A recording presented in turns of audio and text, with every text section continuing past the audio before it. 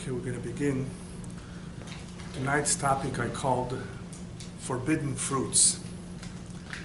And I will explain soon what I mean by that. This is a very sensitive topic. Unfortunately, there's a need to speak about it.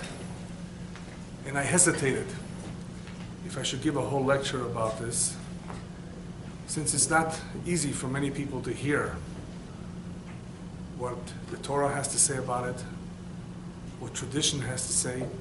Nonetheless, it's important that those who have a need for guidance in life, that they should be able to get the information, whatever information is available to them, in whatever area they have a need. Unfortunately, this topic has not been addressed enough. Even though there's a lot of material, a lot of articles written about it, I don't think they have done enough justice to it. But I do want to say, as an introduction, what I said in another lecture, that whoever does not have faith in God, whoever does not believe that life has a purpose, you will have it more difficult accepting what is going to be said. After all, we all have our own interests.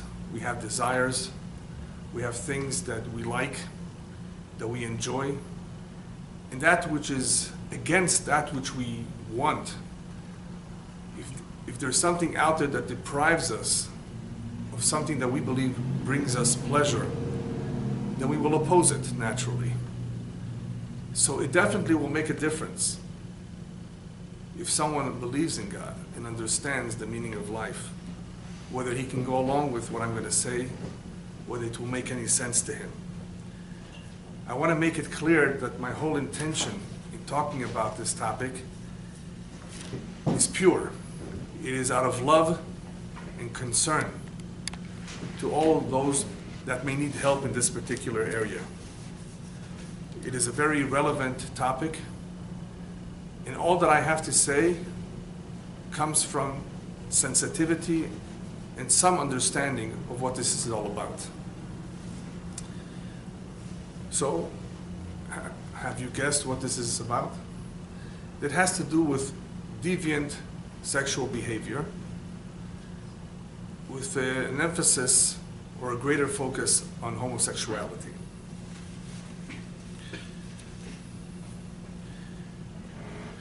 A lot of people have many opinions about this, and about other topics as well. The human being is very good at giving opinions and sharing his personal ideas. But do they really matter? Not always can the human being really distinguish between right and wrong, between what is morally correct or not. As we've said before, he's only human, and he may not see things very objectively. And especially if it concerns his own personal interest, then he's biased. So he's not always capable, regardless of how smart he is, to be able to distinguish between what is proper and what is not proper, what should be acceptable and what not.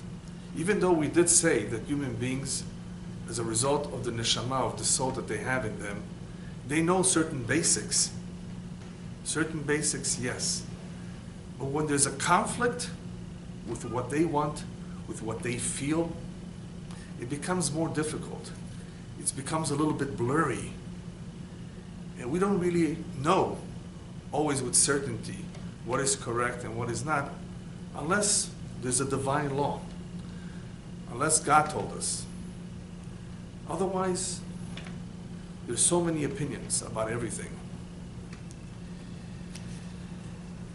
In the past 150 years, it is obvious that man has moved away from religion.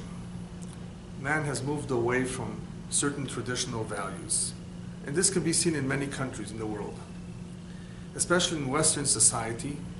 For those of you who are familiar with Freud and that kind of thinking, you will notice, I mean, it is quite obvious, you will notice from his approach in trying to figure out human behavior, that he's against traditional restraints. what was once upon a time understood as being taboo, being something which is not right, is becoming more and more the norm, more and more acceptable. His way of analysis, and by the way, he was Jewish, his way of analyzing human behavior is that a lot of the guilt that accompanies a transgression committed by man is really due to neurosis. In other words, people have a certain feeling of guilt, something that plagues them, that bothers them consciously. And it's a problem that human beings have, he says. It has nothing to do with religion per se, he says. It's neurosis. Something like a disease, a mental disorder. In other words, it shouldn't be there. And what has happened as a result of his way of looking at human behavior and other philosophies as well, that deviance in sensuality or passion is already being called today an alternative lifestyle. It's becoming no longer a problem. It's no longer an illness. This is how some people wanted to call it. It is no longer deviant. It's an alternative lifestyle.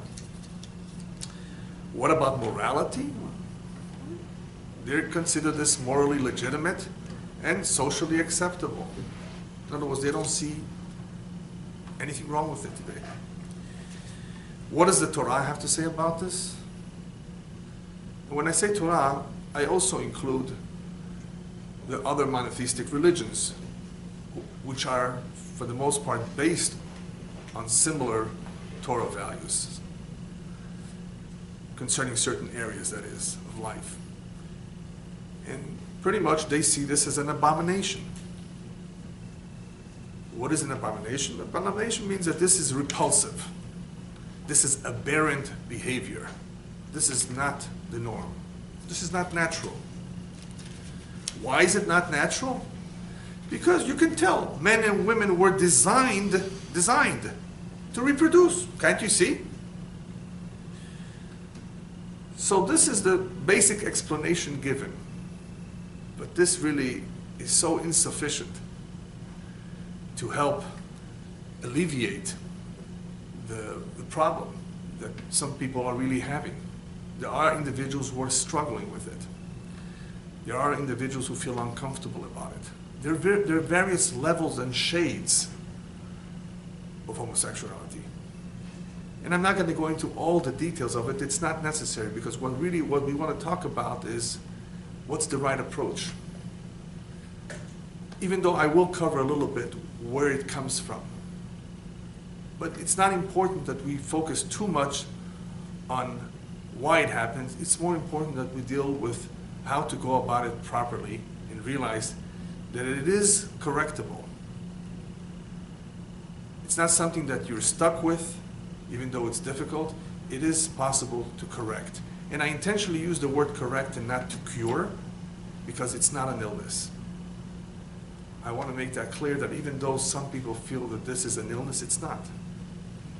It's actually quite natural. Doesn't mean that it's correct, it doesn't mean that it's right, but it's quite natural. So even though we just said that the Torah is very emphatic and very clear, this is wrong, does it tell us why it's wrong? Or is it just that people are designed differently? There is a hidden message in the word abomination, in the Hebrew word abomination. The Hebrew word is to'eva. And the rabbis tell us the message in that word is to'eba. That the human being can be mistaken, can be misguided to believe that this is another form of connection, of a deep, intimate connection. That for a man to be intimately connected to another man may be acceptable. After all, he has feelings. He's attracted. He has deep feelings. He cares about this other individual. then why can it be physical? Why can it be intimate the same way a man and a woman are intimate? So the rabbis tell us the message here is, forget about abomination right now. To'eh ba. This is the key. If we want to properly understand the subject, the key is the word to'eh ba, which means it's a mistake. One is being misguided here. Something is causing him to not have clarity here. He's being misguided. There's some mistake in the way he sees this whole relationship.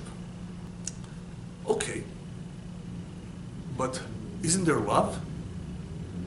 Doesn't love conquer all? Love is something very powerful. It really is. But do we understand what love is? If somebody says, but I love him, well, why don't you marry your mother if you love her? Don't you love your mother? Then why don't you marry your mother? So love does not really tell us too much. Because if this is all about love, then why have laws forbidding incest or adultery? Somebody's in love with his neighbor's wife, or brothers and sisters. Incest. If it's all about love, then why have laws prohibiting certain relationships? I mean, after all, there are some laws in the book, which I think the majority of people agree with. They may not agree on this, but they will agree that incest, no. Adultery, well, that's also controversial. Some people would like perhaps to see adultery legalized as well. After all, we're talking about a liberal society. We live in a very liberal society, and adultery is not so much of a problem to many people as it was in the past. Well, go ahead and demonstrate for legalizing incest and adultery. What about selfless love? Some people really, really want to show their love openly, and they feel that the only way they can do that and feel fulfilled is if you allow them polygamy. You know what polygamy is, right? Not one wife, many wives. They really have so much love to give. I hope that they also have enough credit cards for each one of them. It can become expensive. But why not? Somehow society understands that polygamy, except for certain parts of the world, is really not right. Then there's something called pedestry, which was very common in the past and still is to some extent in some countries, where an adult has a boy. He's married. He does have a marriage relationship with a woman, but he also has a boy for pleasure. He loves the boy too. He buys him gifts, and the boy maybe likes it too. That's called pedestry. It was a common practice in the past amongst the Greeks, the Romans, various parts of the world, and many peoples or cultures didn't see a problem with it. Some actually saw it as something healthy and good for the boy. Did you ever think about the harm that this may be causing him? How could somebody see if there's any harm if all he's focused on is what good can he derive from this? When people want to derive pleasure, they don't always analyze the consequences of their action. They don't analyze it thoroughly. Perhaps this is good for you, that's what you claim, but perhaps this is damaging to the boy. And this has to do with a bigger problem, is that not all human beings see what is best for the world, for God's world, but what is best for them.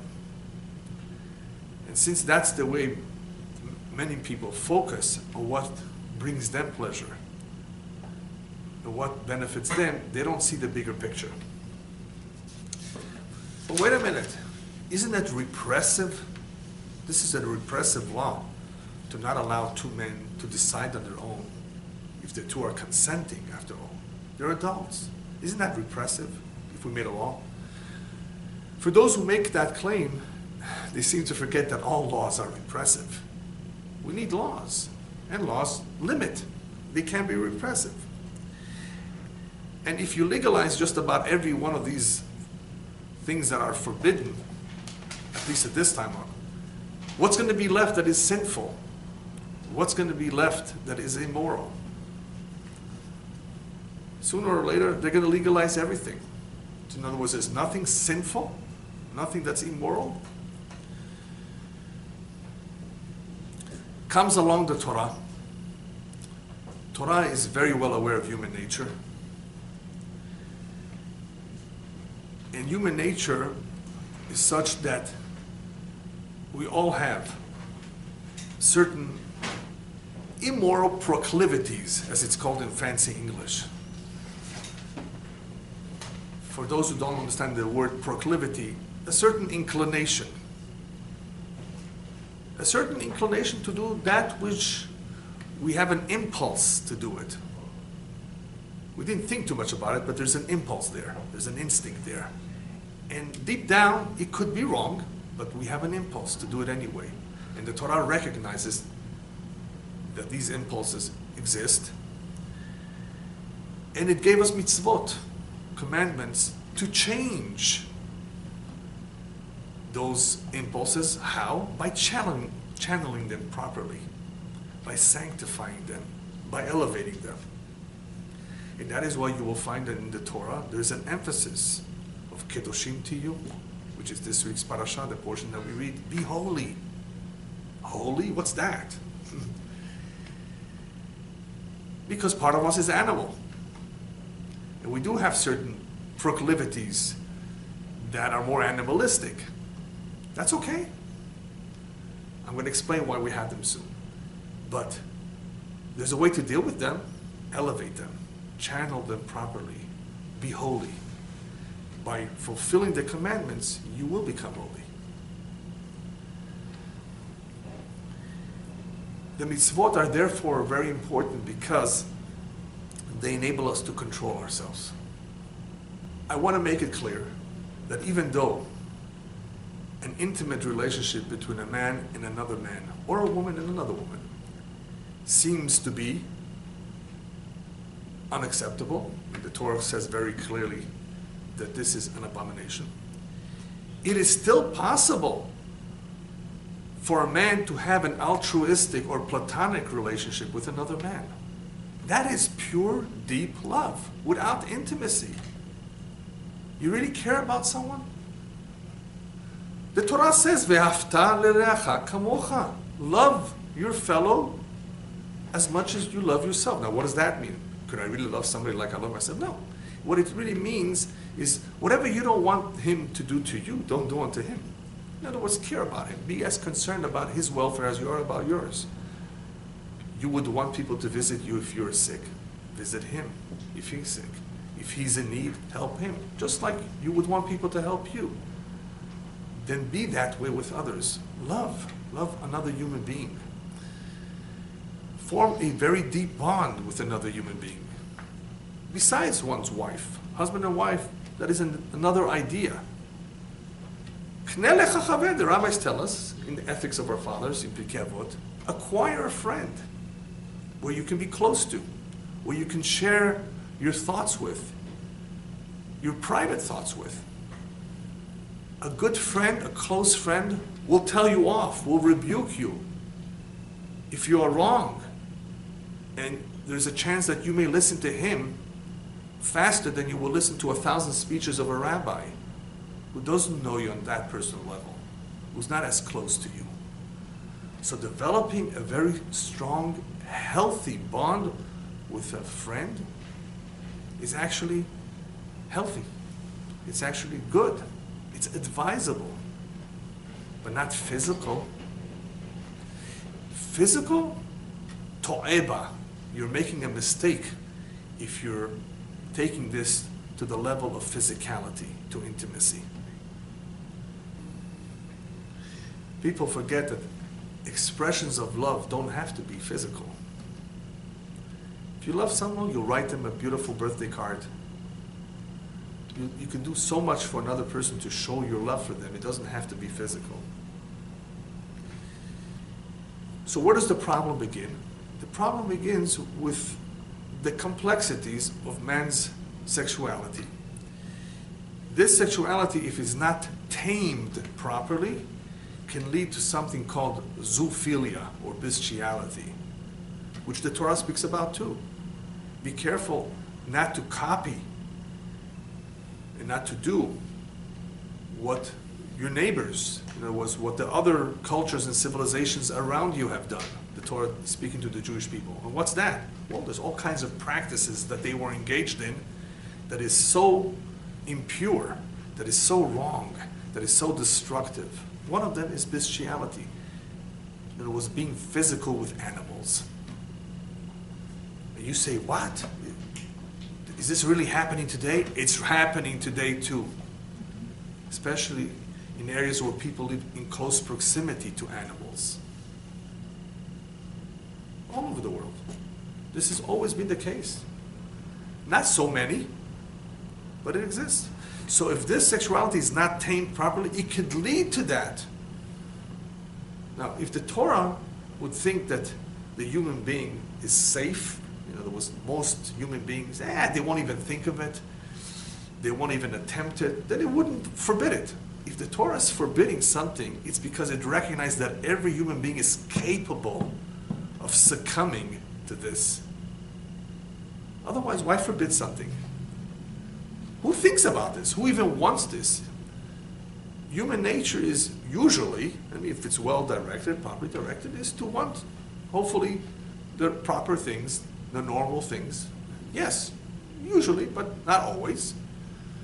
We all have certain inclinations, and some of those inclinations are not always right, and they could be sometimes aberrant, deviant, and sometimes they can even be extreme, like bestiality.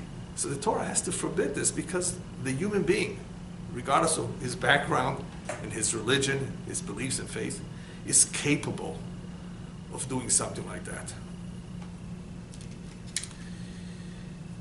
Then there is the topic of zera levatala, throwing away one's seed, which is a whole topic in itself, which I don't think we have the time to cover it. It's a very big topic. But part of this problem of physical, intimate relationship between two men is that the seed of life is being thrown away, which the Kabbalah goes more into it. It's very serious. It's a very serious offense. But this is a side issue, but not to be minimized. We need to clarify that homosexuality is not an illness. And I say we need to clarify because in order to properly understand this, we have to go back and read a little bit about how the creation of man came to be. And when we dissect the words of the Torah in describing Adam and Chava, the first human beings, and how they became one,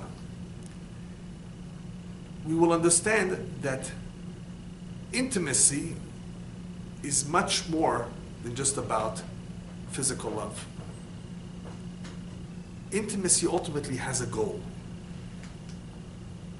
And the goal, one of the goals, is procreation. So it is important to immediately exclude anybody who has this aberrant behavior as though he has some sort of illness, because it's not so. As we said before, it has more to do with a mistake, a mistaken approach to this area called intimacy. The mistake lies in misunderstanding the human being and what he was created for. So let's go back in time to Bereshit, to the book of Genesis. And we find in reading the Torah that man has two inclinations. These two inclinations, Yetzer Hara and Yetzer Tov, are important driving forces in the human biology and in the neshama, in the soul. The Yetzer Tov, the positive impulse, is the drive or the driving force that encourages or motivates us to do what is right and what is positive. The Yetzer Hara is the bad inclination, the inclination that drives us to that which is more physical. I didn't use the word or the description evil inclination because, as you will soon see, it's not evil. It's bad. Why is it bad? Because it's contrary to the other one. It opposes the other one. It is very different than the other one. One relates to the soul and one relates to the body. Throughout history,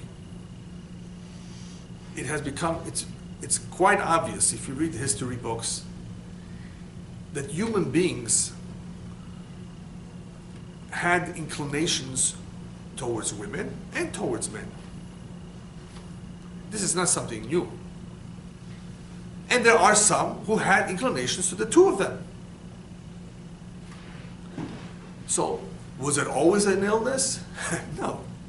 The inclinations were always there. The question is, but where is this inclination coming from?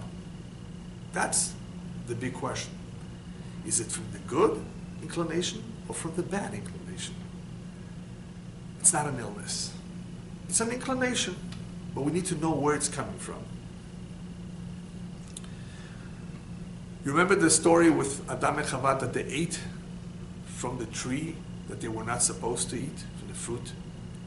Now you understand why I'm calling this forbidden fruits? This was Etz Hadat, the tree of knowledge. All they were supposed to do is just keep this one commandment. Don't eat from the forbidden fruit. What happens? They ate it. They went against God's will and they ate from the forbidden fruit. Then what happened? All of a sudden they felt somewhat guilty, ashamed. They realized that they were naked.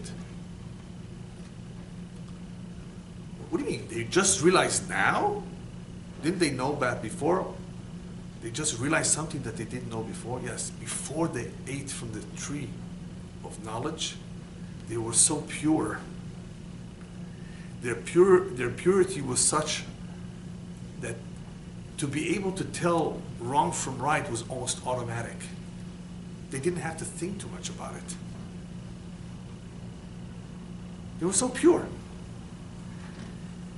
Now that they've eaten from the Etz Hadat, in order for them to be able to know right from wrong is much more difficult. Now they have to struggle with figuring things out because what they have just caused through their action, through their free will, was a mixture of these two inclinations, the inclination of good and the inclination of bad. Before that, those two inclinations were apart, like east from west. It was not difficult to know the difference between the two of them. All of a sudden they realized that they were naked. All of a sudden they realized, wait a minute, we're half animal. Which, by the way, explains why they were capable of rebelling against God's wishes. How could you do that? Don't you know God? You seek, you hear Him. They realized that they were naked, meaning that they realized that half of them is animal. They were ashamed of themselves. Before that, they were so pure. To them, it was so clear where they come from, that they are divine.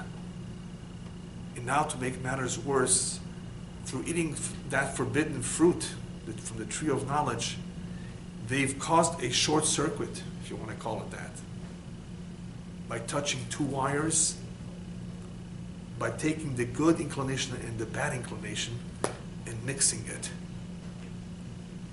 By going against God's wishes, they bungled things up. They messed up. And now, because the two, the evil inclination or the bad inclination and the good inclination, are all mixed up, it is so much more difficult to know right from wrong. What we think is so good and so nice and proper and acceptable, maybe it's wrong, maybe it is really forbidden. Our perception right now is off. We don't have the same clarity. We have been stripped of that purity. We have been left bare, naked. And the animal within us is quite powerful, many times dominant, instead of the purity of the soul controlling and guiding our life. It has therefore become more difficult to tell right from wrong.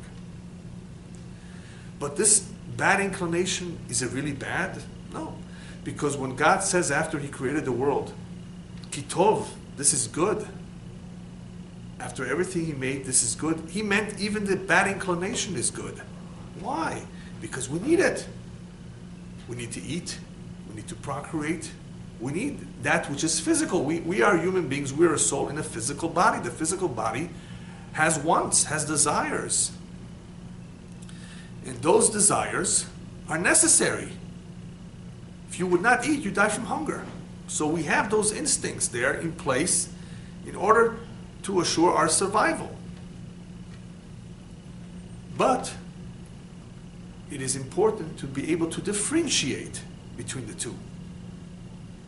Even though we have those needs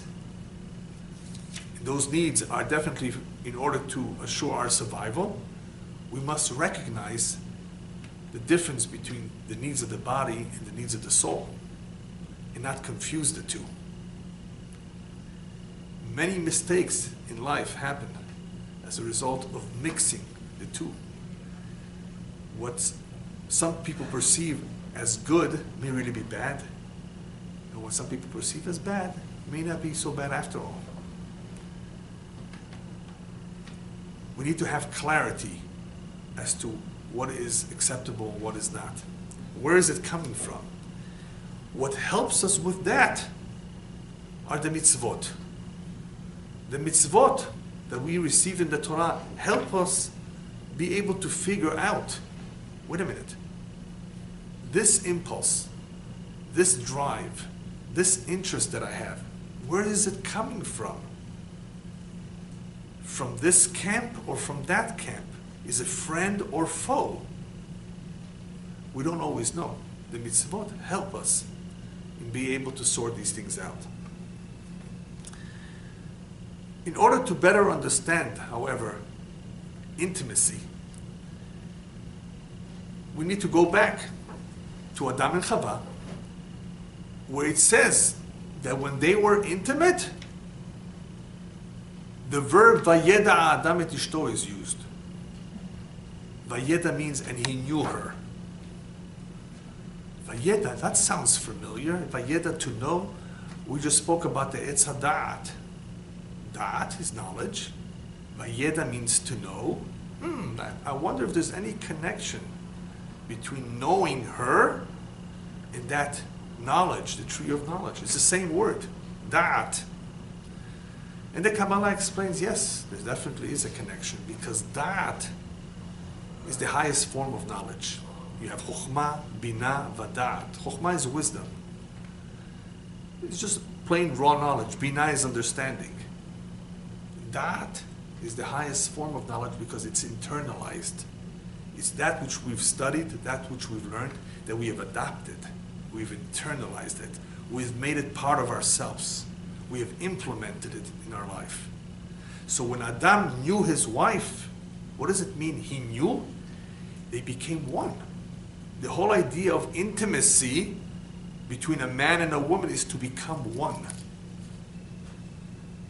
To love each other, to be one, to stay together, and to become one with Hashem, with God. Why? Because the idea behind this unison, behind this coming together of the man and woman, is to produce new life. It's not just for company. It's not just because you need a cook and somebody to wash your dishes and do your laundry. To become one for a man and a woman is to become one with God, because God is a partner in enabling new life to emerge so the human species can continue.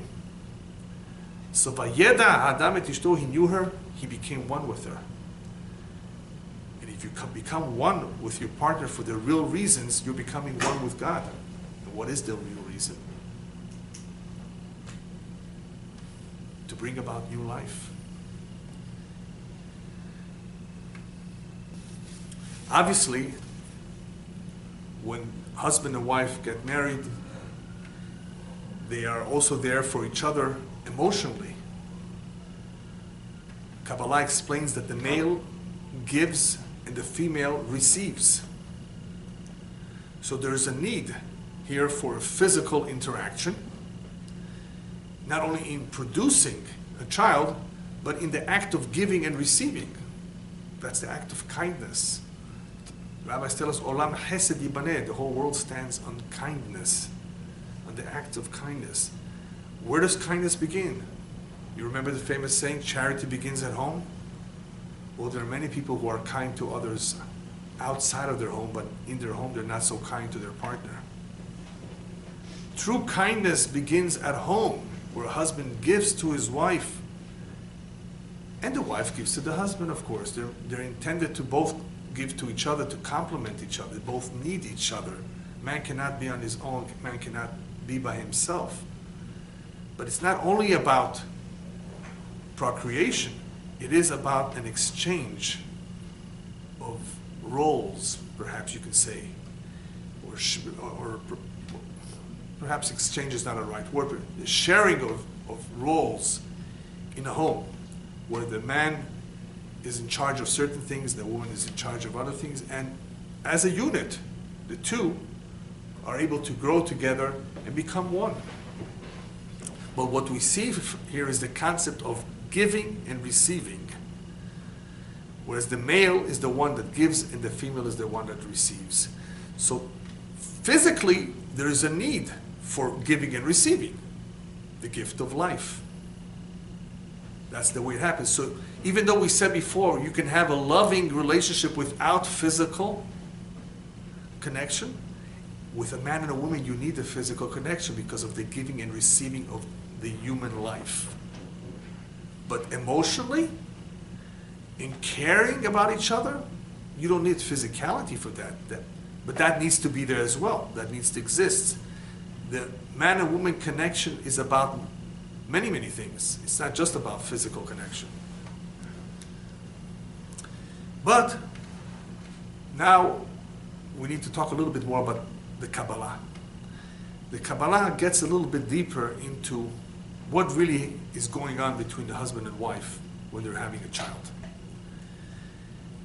Knowledge, we said, is something internal. It's something that you connect to, something that becomes a part of you.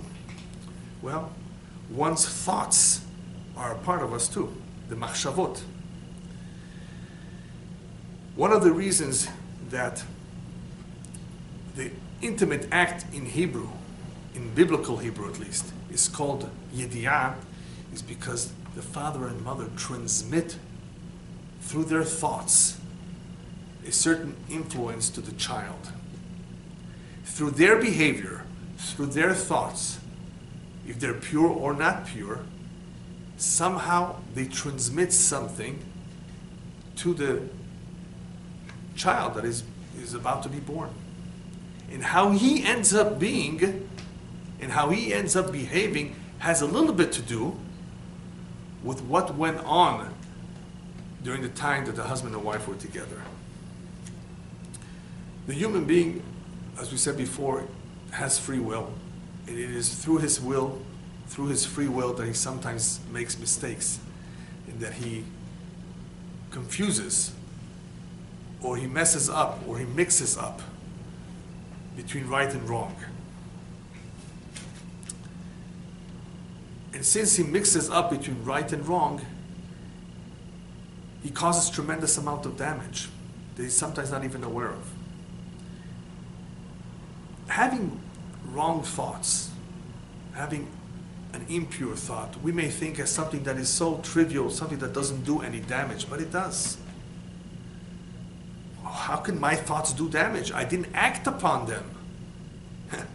But when a child is being formed, when a child is developing in the mother's womb, yes, even her cravings, they say, can affect the child. Right? You've heard about the cravings a mother has? So when a father and mother have certain thoughts, and those thoughts are not pure while they are intimate, they can do damage. Damage to the inclination of that child when he's born. And the damage will be in the form of a more intense or stronger inclination to that which is impure, if those thoughts were impure. Whereas if the thoughts are pure, then they're endowing that child with a soul that will have, hopefully, a stronger inclination to do what is right. Okay, so now we've come to the point of where man, from the very beginning, has made a big mistake. And that mistake has caused the bad and the good to mix. Now what? What are we going to do now? How are we going to fix that? The Jewish people were chosen to rectify this. This is pretty much our mission.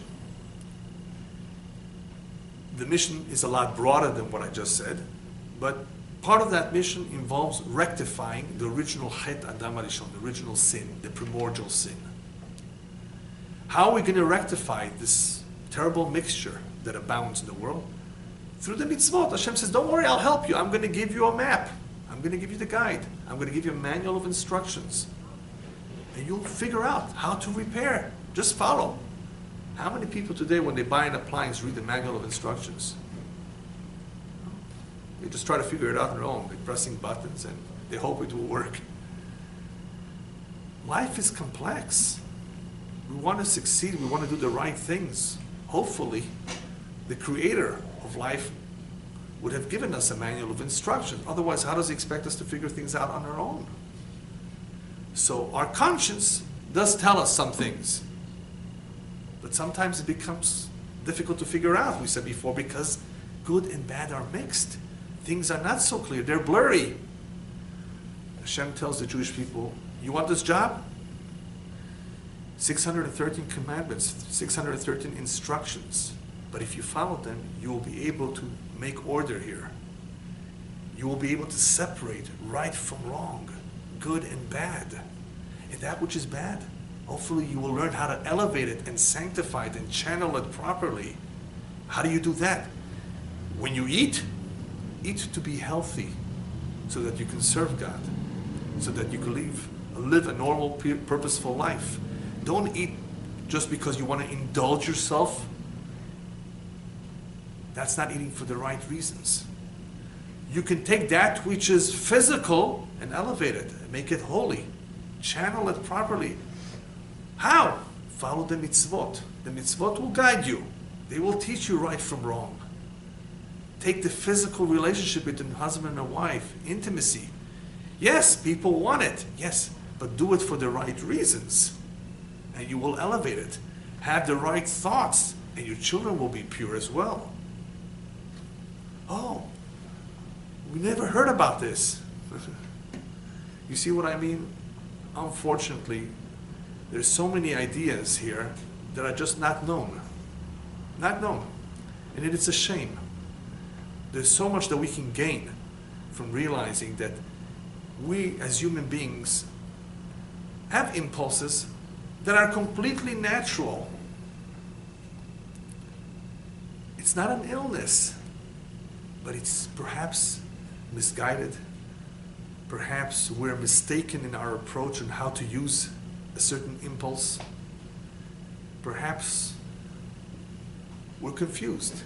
On the one hand, we know something is wrong. On the other hand, we desire it. But just because you desire it and you feel so strongly about it doesn't mean it's right. But if you do not believe in a God, obviously, it makes it more difficult because you don't want to be deprived of anything. You want ice cream, and if you can afford it, you're going to buy it. Even if they tell you it's unhealthy. Well, some people's attitude is, you only live once, you might as well enjoy it. Really? Is that what it's all about? It's about enjoying it? Do you really only live once? So you see how people's attitude and way of thinking is really influenced by their wants and desires, not by the truth, not by if something is right or wrong. The Kabbalah continues to explain something fascinating, that man has tremendous ability to influence even the animal world through his actions. We just said that through one's thoughts, he's capable of influencing his child to a certain extent. He can influence the animal world. How? Remember the story of the Mabul, of the flood? What does it say over there? That God was upset at man. Kishchit kol basar darko. That every human being, or any creature actually, of flesh, corrupted their way. That's what it says. Ishchit kol basar. It doesn't say kol adam, every human being. Every creature of flesh. It means the animals. The animals corrupted their way. So the rabbis tell us yes. As a result of the human beings corrupting their way through promiscuity, through abnormal relationships, through all kinds of prohibited relationships, it caused even the animals to corrupt their ways and crossbred. Animals don't naturally crossbreed. They don't think about going with some other species. If you see that, and you may see that today too, occasionally, it is indicative that man has corrupted his ways. It is through man's behavior that he may increase the amount of impurity in the world and give it more power. And when that impurity pervades, it affects everything. The whole atmosphere is affected. Even animals pervert or corrupt their ways. That is how powerful our thoughts and behavior is. Not only in influencing ourselves and our children, but even the animals. But now we need to talk a little bit about love. After all, people want to love. They want to have a loving relationship. And love is something very powerful. It involves a tremendous amount of emotions, sentiments, feelings. And we want to be very loving to certain people. Why can't we be loving to those of the same sex? So what did we say before? You can. Not in the physical way, in an altruistic, platonic way. But that's not enough. Some people will feel that for love to be complete, it has to be physical too. What do you tell them? The only way to properly deal with this is to understand that even though love is something so special and powerful, there's two kinds of love. There's a love that comes from holiness, and there's a love that can come from impurity. There's two types of love. When we think of love, we say, okay, love is beautiful. It is. It can be very beautiful, and it definitely is more complete, perhaps, if it's physical, maybe, right? But what did we say before all along? It is easily to make a mistake in thinking that something is love when in fact it is, but it's not coming from holiness, it's coming from impurity. What is a love that comes from impurity? It's called passion. It's intense, it's powerful. There's a tremendous attraction between the two. Man and man too. Powerful, real. But is that love? How many people have gotten divorced after the most powerful passion that you can imagine between them? Passion is not love. Passion is, if anything, fake. It's not completely fake. You know, it's important to have passion in your relationship, husband and wife, but it's secondary. I say fake because it's misleading. As Solomon says, Sheker achem vehevela yofi. Chen, grace. Sheker, it could be misleading you. Yofi, beauty, is vain. Are you going to marry somebody just because of her beauty or because of her grace? That's superficial. Look deeper into the person, her qualities. That's more important, right? Some people don't know that, don't realize that until it's too late. What's really important in a relationship? That they two really care about each other.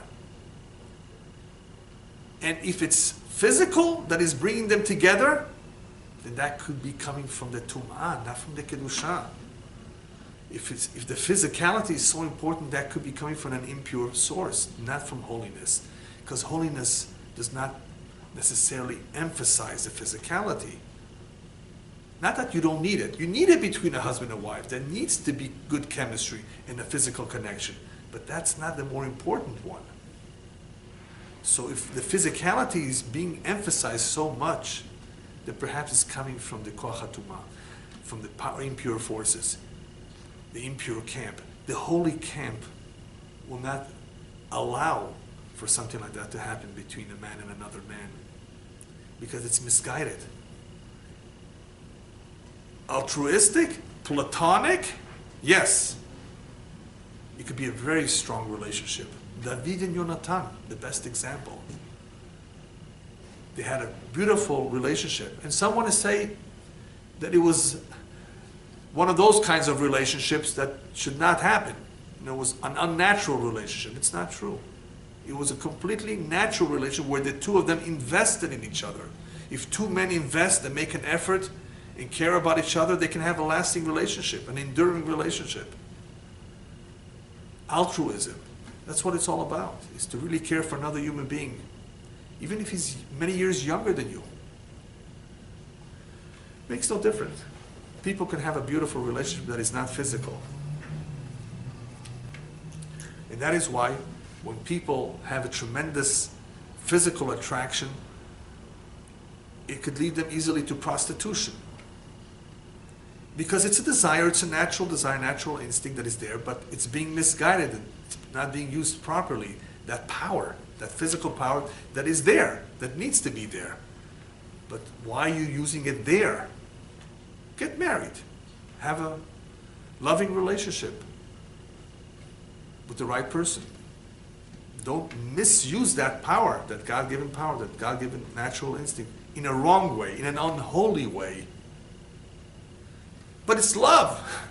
Yes, it's a kind of love too, but you're loving more yourself. It's a love that you have for yourself to satisfy a need. It's not a love of wanting to give to someone, because the love of wanting to give to someone is a spiritual love. It's a holy, pure love. It's a love that does not need the physical. But with the wife, it's physical. Yeah, with the wife, it needs to be physical because it's intended to bring new life into the world. So, I mean, that has to be physical too. But if there was no need for procreation, then we wouldn't have to have a physical connection. We would just have giving to each other and helping each other and caring for each other. Because that's what love is. According to Judaism, real love is to give, is the act of giving. And obviously, to give, you have to have somebody to receive. So it could be a man, it could be a woman. But physical is intended for a woman because it's intended to procreate. All right, now we just need to explain why certain individuals really have a very strong inclination, nonetheless, towards the same sex. Where does this come from? And this is one of the biggest debates of all. There's all kinds of opinions about this. Where does it come from? We said before it has nothing to do with illness. So I'm just going to briefly cover what our sources have to say about this. The first, you already know by now. Sometimes it could be a child or an adult behave in a certain way as a result of their parents not having had clean, pure thoughts at the time that the child was conceived. That may have something to do with the child's behavior. We said it affects him. It could also be that a human being has certain tendencies or inclinations as a result of a previous reincarnation. And this is something that he needs to struggle with, to rectify. It could be circumstances, all kinds of circumstances, psychological, as well as all kinds of abuse that even the experts agree may have affected the child's preference. So there are all kinds of circumstances that can also contribute, and he's not necessarily born this way. He could have developed it with time. That's a possibility. But it could be that early on it's already there because of some impure thoughts on the parent side. And now I want to share with you something that a lot of people are unaware of, and that is astrology has something to do with it too. This may come as a surprise, not to astrologers necessarily. Those who have studied astrology, I think, will understand a little bit the truth behind this. Depending on one's mazal, depending on one's astrological makeup. When I say makeup, I mean the combination of factors in his astrological map. Certain inclinations are more intense than others. Imagine a whole bunch of knobs to raise or adjust the volume on a loudspeaker, on these musical instruments where you have all kinds of knobs to adjust, to balance the various bass and treble and other effects that you want to put into the music. Astrology is a system where some people are born with certain knobs or certain areas in their character more intense or more elevated than others. That is why you will find that certain individuals have a tendency to steal more than others, to lie. You know people who like to lie? It's just a fact of life. Or are more promiscuous. Promiscuity is definitely, unfortunately, it's a phenomenon that exists. Some people have more of a craving for that. Some people are more lazy. Some people love to eat. Some people are stingy, miserly. They don't even spend on themselves. Then you have the opposite. People who are so giving and so generous. People who are so quick and totally not lazy. Then you have those who get angry, those who are calm. Imagine knobs. One is higher, one is lower. And sometimes, as a result of certain combinations, certain children are more effeminate than others.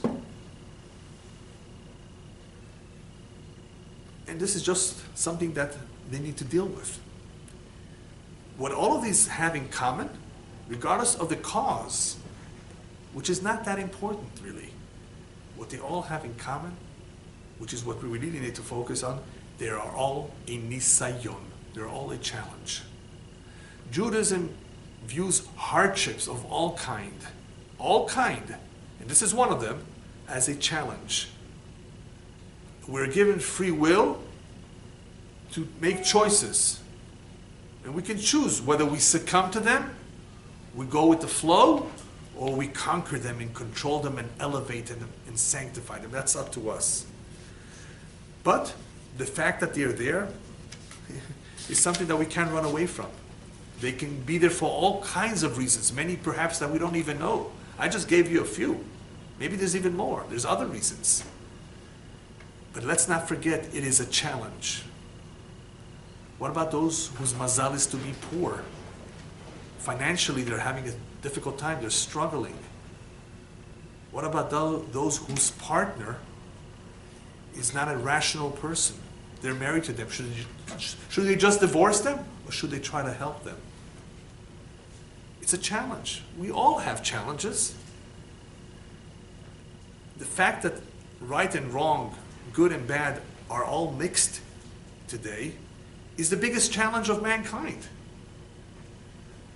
But if you read the manual of instructions, you have a better chance of being able to sort things out, of figuring out what to do and what not to do. What are we supposed to do? What should our attitude be in our approach to those individuals who nonetheless have this problem? Is a lot of empathy, a lot of patience, understanding, and sensitivity, and of course the willingness to help if they choose to be helped. We have to be there for them, not look down at them. And finally, for those who really want to do the right thing, we must not forget that we are created in the image of God. So we are supposed to ask, what does God want of me? What God wants of me is to connect with Him. Because the greatest and the most powerful connection is the connection with God. And that is accomplished by fulfilling His mitzvot, His commandment. I assure you that if we focus on this relationship with God, we will realize at some point in our life that this is the most beautiful sensation of all. The most powerful and the most beautiful connection that exists. The connection between us and our children is beautiful. The connection between us and our parents is wonderful. The connection between friends, husband and wife, is superb. But the greatest connection of all, which we should focus and aspire to get to, is having a strong connection with God. Thank you.